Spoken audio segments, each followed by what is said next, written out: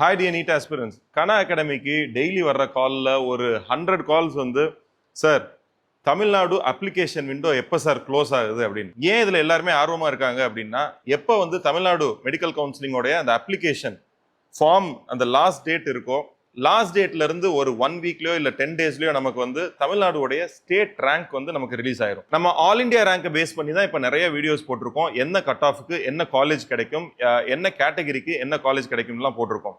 But தமிழ்நாடுடைய state rank ரொம்ப கிளியரா வந்தாதான் எக்ஸாக்ட்லி யார் யாருக்கு என்னென்ன காலேஜ் கிடைக்கும், என்னென்ன கேட்டகரிக்கு என்னென்ன கட் ஆஃப் வந்து ஃபிக்ஸ் ஆகுது அப்படிங்கிறதே வந்து ஒரு கிளாரிட்டி கிடைக்கும். அதனாலதான் எல்லாரும் கேட்டுட்டு இருந்தீங்க. நீங்க எல்லாருமே எதிர்பார்த்த மாதிரி இந்த மந்த் 25th ஜூன் தான் வந்து லாஸ்ட் டேட்னு சொல்லியிருக்காங்க. ஸோ ஜூன் ஃபர்ஸ்ட் வீக்குள்ள நம்ம தமிழ்நாடுடைய rank list for MBBS and BDS வந்து ரிலீஸ் ஆயிரும் அப்படின்னு வந்து நம்ம எக்ஸ்பெக்ட் பண்றோம்.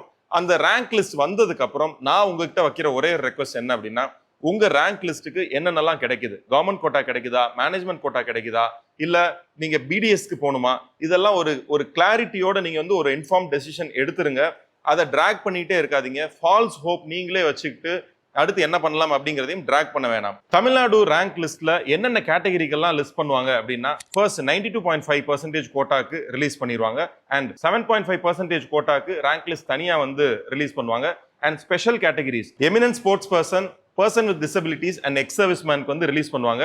இதுல பர்சன் வித் டிசபிலிட்டிஸ் எப்பவுமே வந்து ஒரு 210 சீட்ஸ் இருக்கு அப்படின்னா ஒரு 60 சீட்ஸ் தான் ஃபில் ஆகும். அந்த ரிமைனிங் 140 to 150 சீட்ஸ் என்ன ஆயிரும் அப்படின்னா திருப்பி வந்து நமக்கு ஆட் ஆயிரும். இதனாலலாம் வந்து கட் ஆஃப் வந்து கொஞ்சமா குறையலாம் அப்படிங்கிறத எக்ஸ்பெக்ட் பண்றோம். அண்ட் லிங்குவிஸ்டிக் மைனாரிட்டிஸ் தமிழ்நாடு ரெசிடென்டா இருப்பாங்க, பட் தெலுங்கு வந்து மதர் டங்கா இருக்கும். அண்ட் தமிழ்நாடுல ரெசிடென்டா இருப்பாங்க, பட் மலையாளம் வந்து அவங்களுடைய மதர் டங்கா இருக்கும்.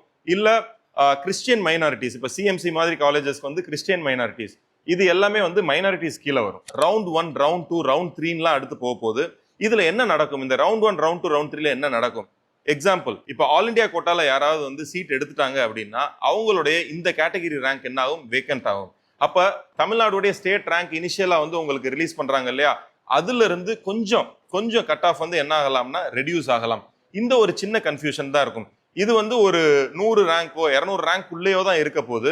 அப்ப நீங்க 1000 2000 ரேங்க் எல்லாம் பின்னாடி இருக்கிறீங்க, இல்ல ஒரு 5000 10000 ரேங்க் பின்னாடி இருக்கிறீங்க அப்படின்னா ஃபால்ஸ் ஹோப்போட நீங்க டிராவல் பண்ண வேணாம். தமிழ்நாடுடைய இந்த ஸ்டேட் ரேங்க் எல்லாம் ரிலீஸ் ஆனதுக்கு அப்புறம் சாய்ஸ் ஃபில்லிங் ரொம்ப முக்கியம். ஒரு 10 காலேஜ் நீங்க வந்து சூஸ் பண்ணி வச்சுக்கணும். அந்த 10 காலேஜும் அங்கே கல்ச்சர் எப்படி இருக்கு, இன்ஃப்ரா எப்படி இருக்கு அப்படிங்கறதெல்லாம் நம்ம ஃபர்ஸ்டே வந்து பார்க்கணும்.